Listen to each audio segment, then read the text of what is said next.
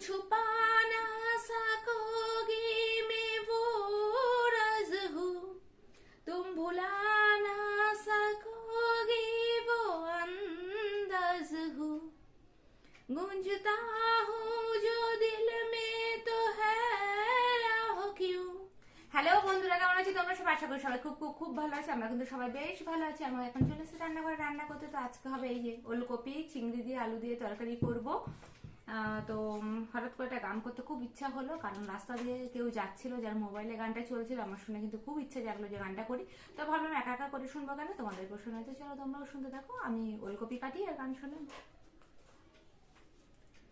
तुम छुपा ना सकोगे मैं वो राज हूँ, तुम भुला ना सकोगे वो अंदाज हूँ, गूंजता हूँ जो दिल में तो है राह क्यों, मैं तुम्हारी ही दिल की तो आवाज हूँ, सुन सको तो सुनो धड़कनों की ज़बां, मैं यहाँ हूँ यहाँ हूँ यहाँ हूँ यहाँ, कैसे सरहदे कैसे मजबूरियाँ, मैं यहाँ हूँ यहाँ हूँ यहाँ हूँ यहाँ।